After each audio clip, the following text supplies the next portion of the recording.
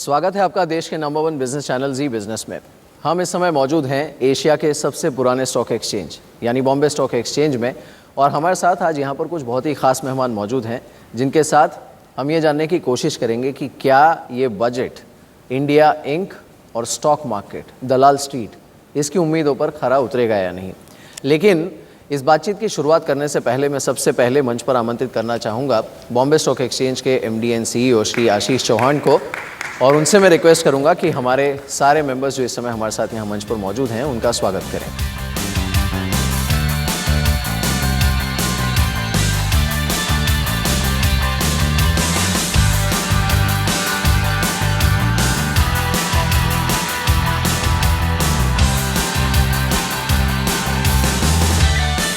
Thank you. तो हमारे साथ आज मंच पर कुछ बहुत ही खास मेहमान मौजूद हैं, उनसे मैं आपका परिचय करा देता हूं। हमारे साथ हैं श्री हबिल खुराकीवाला, चेयरमैन वोखाट के। हमारे साथ श्री आनंद राठी हैं, founder and chairman Anand Rathi group के। हमारे साथ श्री अरुण नंदा हैं, चेयरमैन महिंद्रा हॉलीडेज़। और साथ ही दलाल स्ट्रीट का जायज़ा लेने के लिए हमारे साथ मिस्टर लियो पुरी हैं, MD UTI mutual fund. Shri Navneet Munot हैं, SBI म्यूचुअल फंड से CIO, और साथ ही रसेश शाह हैं, चेयरमैन इलवाइस के। बहुत बहुत स्वागत है आप सबका। सबसे पहले रसेश, मैं आपसे शुरुआत करता हूं बिकॉज़ हम दलाल स्ट्रीट पर मौजूद हैं इस समय, एंड इस बजट को लेकर दलाल स्ट्रीट भी कंफ्यूज्ड है। जो टिपिकल हम हमेशा जिस तरह का रिएक्शन देखते हैं बजट के पहले, शायद वो देखने को नहीं मिला है, बिकॉज बजट के पहले बहुत बड़ा इवेंट हो गया in the name of demonetisation. So demonetisation budget which is clubbing the railway budget also, and which is happening with lot of expectations कि ये ग्रोथ को रिवाइव करेगा। आपकी एक्सपेक्टेशन क्या है इस बजट से? एक तो ये हर साल होता है कि एक्सपेक्टेशंस होती है, अनसर्टेनिटी होती है, लेकिन what you said is very right, क्योंकि ये जो डीमोनेटाइजेशन हुआ, प्लस अभी इलेक्शंस भी आने वाले हैं, बिकॉज आई थिंक हर किसी की we have eyes on that also, plus ये अभी अगला जनरल इलेक्शन से पहले अभी एक साल ही बाकी है, तो इसके बाद और एक यूनियन बजट आएगा, बिकॉज उसके बाद इलेक्शंस होंगे। तो जो भी गवर्नमेंट का एजेंडा है, जो भी प्रोग्राम्स है, जो भी प्रायोरिटीज फोकस एरिया है, वो आई थिंक अभी से स्टार्ट हो जाएगी। सो इस आने वाले बजट में ये इंडिकेट होगा कि गवर्नमेंट की एम्बिशन क्या है, प्रायोरिटीज क्या है।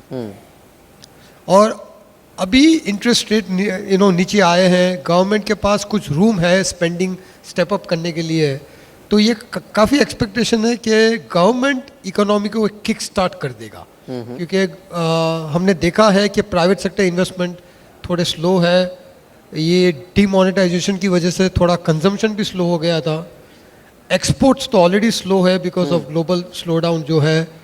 तो ये सब में गवर्नमेंट स्पेंडिंग एक बहुत इंपॉर्टेंट है, और I think the most important thing जो होगा इन दिस एनुअल बजट ये होगा गवर्नमेंट कितना स्पेंड करती है इंफ्रास्ट्रक्चर प्रोजेक्ट्स पे, सोशल प्रोग्राम्स पे, क्योंकि इससे इन्वेस्टमेंट साइकिल, कंजम्पशन साइकिल, ये दोनों को थोड़ा बूस्ट मिलेगा।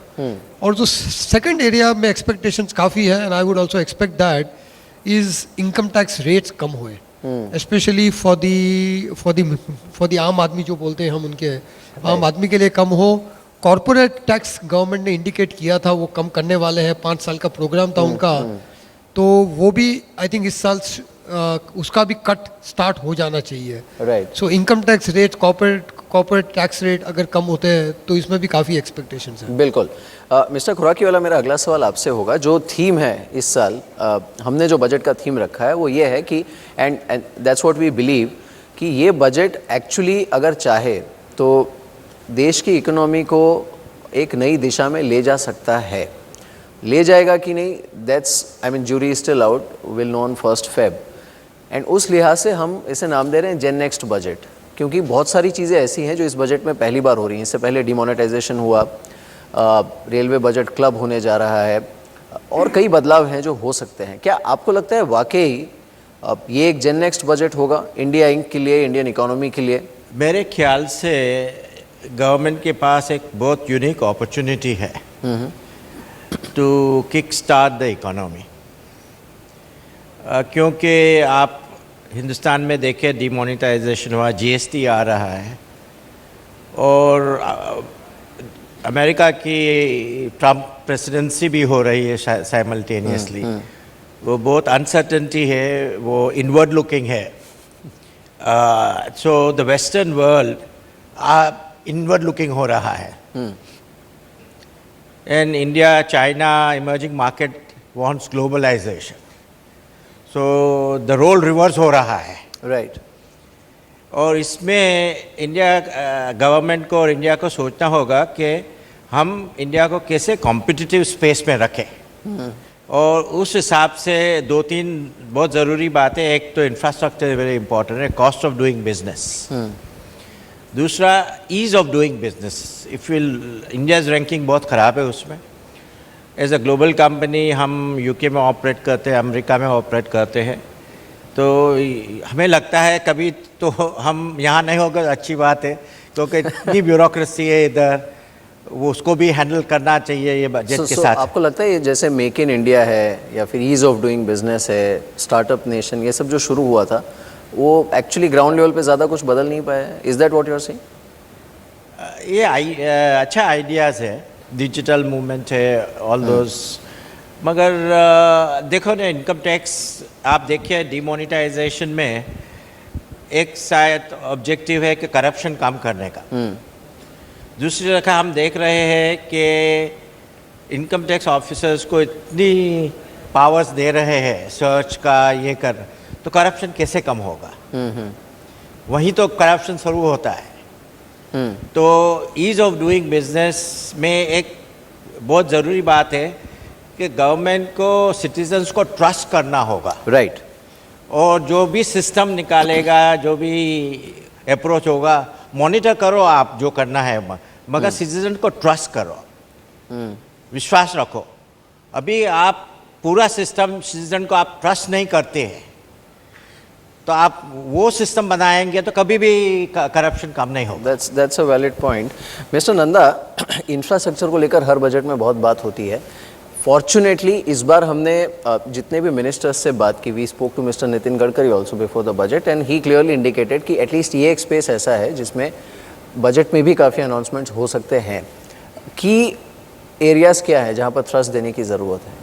देखिए, इन्वेस्टमेंट बहुत ज़रूरी इसलिए है क्योंकि पिछले 2-3 सालों में हमने कोई जॉब क्रिएशन नहीं देखी. Very true. और आपको पता है कि हमारे यहाँ पे 10 लाख बच्चे हर महीने, और पहले हम लोग कहते थे आईटी रिटेल में होएगा, आज के पेपर में पढ़ा कि सबसे बड़ी आईटी कंपनी भी लोग कम कर रही है. ट्रू. तो जैसे राजेश जी ने करेक्टली कहा कि किसी को किक स्टार्ट करना पड़ेगा. किसी को किक स्टार्ट करने के लिए मेरे हिसाब से यदि गवर्नमेंट इंफ्रास्ट्रक्चर पे, जहाँ पे जॉब्स क्रिएट होती हैं और बेसिक गुड्स होते हैं, जैसे स्टील की कंजम्पशन हो, सीमेंट की कंजम्पशन हो, तो उसका आपको स्नो बॉलिंग इफेक्ट चाहिए होगा. क्योंकि यदि सीमेंट स्टील मूव करेगा तो ट्रक्स भी आएंगे, LCVs भी होंगी. So government has to take the initiative, and उसमें उनको थोड़ा सा चाइना का मॉडल देखना पड़ेगा. 2008 के बाद आपने देखिए जैसे चाइना ने कई प्रोजेक्ट्स निकाले और हम लोग वी वर समवॉट प्रोटेक्टेड. मेरे को 3 चीज़ें वरी कर रही हैं. एक तो ऑयल प्राइस बढ़ रहा है, दूसरा हम लोग कमोडिटी प्राइसेस का भी देख रहे हैं, तीसरा dollar is going to become expensive if mister Trump says what he is going to do. इसके ऊपर में हमको डेफिसिट बढ़ने का चांस है. So government will have to plan that the revenue expenditure comes down and capital expenditure goes up, and capital expenditure is put in areas, ऐसी जगह में लगे जाए जहाँ पे jobs create हों और basic commodities की consumption. और एक आपके टीवी चैनल के माध्यम से मैं सरकार को एक चीज़ प्रस्ताव रखना चाहूँगा. वो हमेशा कहते हैं कि हम टैक्स घटाएंगे तो हमारा बजट कहाँ से चलेगा. मैं कहता हूँ कि यदि बिजनेस नहीं होएगा, सी एग्जिस्टिंग एरियाज में करना और नहीं, मतलब SEZ में जैसे हमारा आर्ग्यूमेंट होता था ऐसे, बट इंडस्ट्री नहीं आएगी, राइट, तो कहाँ से इंडस्ट्री आएगी तो टैक्स आएगा ना.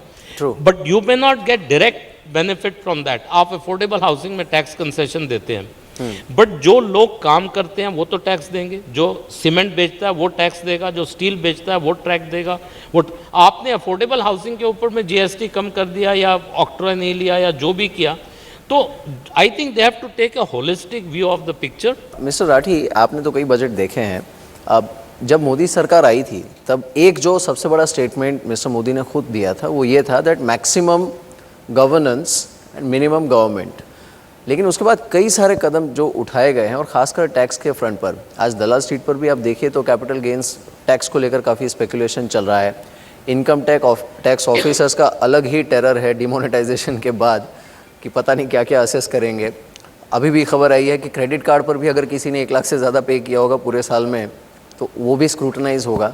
सो ये are we in the right direction as far as ease of doing business तो छोड़िए, ease of doing transaction is concern? देखिए, सरकार इस मामले में पिछले 2.5 साल से जब से आई बात बहुत कर रही है, ईज ऑफ बिजनेस होना चाहिए। जो डिजिटलाइजेशन हो रहा है वो डेफिनेटली एक सही कदम है, उसमें ज़रूर हेल्प मिलेगी। परंतु मेन चीज़ जो बताई, जैसे अभी भाई ने बताई कि ट्रस्ट बहुत ज़रूरी है।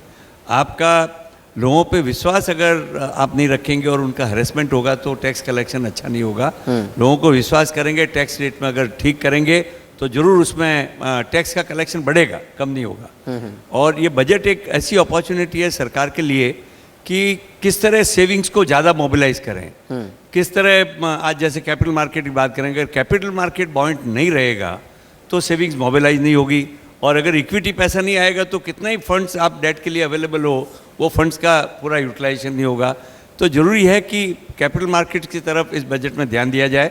अब कैपिटल गेंस की जैसे आपने बात की, कोई औचित्य नहीं है कि कैपिटल गेंस को वापस लाना चाहिए, Right. बल्कि अगर आप देखें सही मायने में तो जैसे एसटीटी जहाँ लगाया या बढ़ा दिया जो ओरिजिनल लगाया था उसका औचित्य नहीं। जैसे कैश मार्केट में एसटीटी लगना नहीं चाहिए।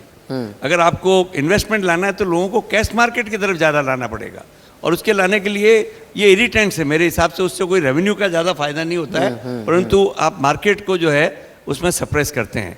तो बजट एक ऐसी अपॉर्चुनिटी है जहाँ आपने कहा मैक्सिमम गवर्नेंस मिनिमम गवर्नमेंट होना चाहिए, वो प्रैक्टिकल अभी तक देखने को नहीं मिल रही जो बात हो रही है, जरूरत है उसकी। बिल्कुल। मिस्टर नंदा, आपको भी लगता है टैक्स टेरर बढ़ा है खासकर डिमोनेटाइजेशन के बाद? टैक्स क्या? टैक्स का टेरर। देखिए, हम लोग ऑर्गेनाइज सेक्टर में हमको इतना फर्क नहीं पड़ता, बट मेरे को 3 चीज़ें जो कॉकटेल सर्किट में सुनता हूँ, एक तो the number of promoters going abroad is something which is worrying. हाँ, जो अभी भी आप कह रहे थे कि यहाँ काम करने में दिक्कत ज़्यादा है। Promoters going abroad is something which is not a good sign. The second thing is that, you know, I think we are now, हम लोग ऐसे शुरू कर रहे हैं कि हर कोई चोर है। See, एक ये जो ब्रिटिश लेगेसी थी कि जो भी सरकार के पास जाता है कुछ अपना पर्सनल ऑब्जेक्टिव लेके आता है, पहले इसमें क्या ऑब्जेक्टिव है देखो, rather than looking at positively, वो 70 ईयर्स के बाद भी नहीं गया। You know, I can understand if a foreigner country को रूल कर रहा है। अभी भी आप किसी के पास चले जाओ, अब आदमी ने पैसा जमा कराया, जब तक प्रूव ना हो उसको चोर पकड़ना, हैरेस करना। हम जैसे आदमी जो सैलरीड इनकम है ऑर्गेनाइज सेक्टर से, हम लोगों को भी नोटिस आ रहे हैं अब, यू नो, और साइक्लो स्टाइल नोटिस मेरे नोटिस में लिखा है आपका बिजनेस इनकम डज नॉट, मेरे में 2 ही आइटम है, salary income and income from investment. उसमें मेरा वो बिजनेस का कहाँ से आ जाएगा? Cyclostyle letters, you know, I think we are going overboard. You have to, as Habilji said, you have to trust people. A man should be innocent till found guilty. Mr. Puri, what's your view on this? Because, and I'm not asking you from investor perspective, लेकिन एक in general, because ये सारी चीज़ें ultimately link होती हैं, investment climate कैसा है उससे, and वो फिर reflect करता है आपके stock markets में, उनके returns में, लोगों के behavior में, investment behavior में. What is your view on what Mr. Nanda said? देखो, पिछले साल में पूरा माहौल बदल गया। ग्लोबली ब्रेक्सिट हुआ है, ट्रम्प हुआ है, डोमेस्टिकली डीमोनेटाइजेशन, और इसका असर बहुत लॉन्ग टर्म है। इस माहौल में थ्रेट्स भी हैं और अपॉर्चुनिटीज़ भी हैं। अपॉर्चुनिटी तो ये है कि इंडिया का जो इकोनॉमी है ज़्यादातर डोमेस्टिक कंजम्पशन पे चलती है, और अगर हम तेज़ी से रिफॉर्म्स के रास्ते में निकले और ये बजट उसकी शुरुआत होनी चाहिए, तो ये हमारी मार्केट्स और इकोनॉमी के लिए एक बहुत अच्छी अपॉर्चुनिटी हो सकती है अगर वो डिटर्मिनेशन है इस गवर्नमेंट में कि रिफॉर्म्स के पाथ पे वो चलें। डीमोनेटाइजेशन ने एक वैक्यूम छोड़ा है डोमेस्टिक डिमांड में, तो कम से कम इस बजट में ये अर्जेंट बात है कि डिमांड स्टिमुलस हो। वो डिमांड स्टिमुलस शायद टैक्स की तरफ से हो सकती है, कॉर्पोरेट टैक्स रेट्स नीचे आ सकते हैं, पर्सनल टैक्स रेट्स कभी थोड़ा सा या तो थ्रेशोल्ड बढ़ा दो या शायद उनको भी थोड़ा सा नीचे ले आओ, मगर इमीडिएट डिमांड स्टिमुलस बहुत ज़रूरी है अभी। उसके बाद जो अरुण ने कहा इंफ्रास्ट्रक्चर इन्वेस्टमेंट्स वगैरह वो भी कर सकते हैं, क्योंकि अगर जो गवर्नमेंट हमें कह रहे हैं कि टैक्स रिसीट्स बढ़ गए हैं, तो अभी जगह है फिस्कल डेफिसिट में मैनेजमेंट में कि हम थोड़ी और डिमांड स्टिमुलस शुरू करें, थोड़ा लीवे ले ले वहाँ। हाँ, और उसका फ़ायदा अगर हम 2017-18 में उठा सके तो मार्केट्स के लिए बहुत अच्छी रहेगी। बिल्कुल। I have full confidence that this government understands that having taken such a strong initiative like demonetization They need to apply and some understanding the political implications, हाँ, that this country, and we have state elections also coming up and national elections not so far away, they will want to see what the benefits are. So it will be time to deliver something. That makes me quite optimistic that this will be a very determined budget, a very positive budget. It is a mid-term budget, perhaps the last major opportunity before the next national election Exactly. and before the state Right. elections. So I'm hopeful that all these things will lead to a positive outcome following the budget. बिल्कुल। लेकिन you know Rasesh, ये जो mister Puri ने कहा, Navneet then I am coming to you, जो mister Puri ने कहा और ये आपके पहले जवाब में भी ये रिफ्लेक्ट कर रहा था कहीं कि there are two ways of looking at this budget. एक, ये सरकार के पास आखिरी मौका है because then they will get into election mode. So bigger question is will they bite the bullet, because budget आखिरी मौका तो है but it is coming after demonetisation. अब ये पॉपुलिस्ट होगा, पॉपुलर बजट होगा, रिफॉर्मिस्ट होगा, ये बड़ा बैलेंसिंग एक्ट रिक्वायर्ड है इस समय। And I think street is confuse because of that. ये कन्फ्यूजन तो है, एंड ये जो आपने कहा आखिरी मौका है, ये भी है, लेकिन ये भी इम्पोर्टेंट है कि अभी ये गवर्नमेंट हाफ वे मार्क पे है। यू नो, ये बेसिकली इंटरवल है, अभी इंटरवल के बाद का शो स्टार्ट होने वाला पिक्चर है। अभी बाकी है। एंड यूजुअली आप अगर every time you see all the government जो होती है उनका जो 5 साल होता है, usually somewhere between second and third year उनका क्या प्रायोरिटीज़ है, उनकी क्या प्रायोरिटीज़ है, उनका क्या फोकस है, वो एम्फोसाइज होना स्टार्ट हो जाता है। राइट। और ये उसी के लिए बड़ी अपॉर्चुनिटी है। और जो आने वाले इलेक्शन है उत्तर प्रदेश और पंजाब में, आई थिंक उसी की वजह से आई थिंक कि ये बजट में गवर्नमेंट बहुत क्लियरली आर्टिकुलेट करेगी कि उनकी अभी आगे जाने की स्ट्रेटजी क्या है, इनकी फोकस आइटम्स क्या है। और इकोनॉमी में बहुत कॉन्फ्लिक्टिंग डिमांड्स है। एक रूरल इकोनॉमी को भी रिवाइव करना है, वो 1-2 साल से डिस्ट्रेस में थी, फिर वो रिवाइव हुई, लेकिन अभी डीमोनेटाइजेशन वापस लो हो गई है। इंफ्रास्ट्रक्चर में इन्वेस्टमेंट्स आने हैं, इनकम टैक्स रेट भी कम करने हैं दोनों कॉरपोरेट के, इंडिविजुअल्स के। सो बहुत कॉन्फ्लिक्टिंग है, और इसी की वजह से हम लोग सब लोग ये बहुत अपेक्षा से देख रहे हैं कि गवर्नमेंट क्या ट्रेड ऑफ्स करेगी। और जो सबसे इम्पोर्टेंट होगा at least from investors point of view is whether government will stick to the fiscal consolidation path के नहीं, बिकॉज उसमें भी 2 कॉन्ट्राडिक्टरी व्यू है। कुछ लोग ये कहेंगे कि अभी ग्रोथ का इम्पोर्टेंस इतना है कि आप शायद फिस्कल कंसोलिडेशन को बैक बर्नर पे डाल दो, करेक्ट, और उसको लूजन कर दो। लेकिन कोई और भी है जो स्पेशली जो बॉन्ड इन्वेस्टर्स है, फिक्स्ड इनकम इन्वेस्टर्स है, ग्लोबल इन्वेस्टर्स है, क्रेडिट रेटिंग एजेंसीज है, वो लोग आके कहेंगे कि अगर आप फिस्कल कंसोलिडेशन का पार्ट छोड़ देंगे तो इससे गवर्नमेंट के ऊपर कॉन्फिडेंस ऑफ द इकोनॉमी के ऊपर कॉन्फिडेंस में कुछ हानि आ सकती है। करेक्ट। और ये बहुत इंपॉर्टेंट ट्रेड ऑफ होने वाला है।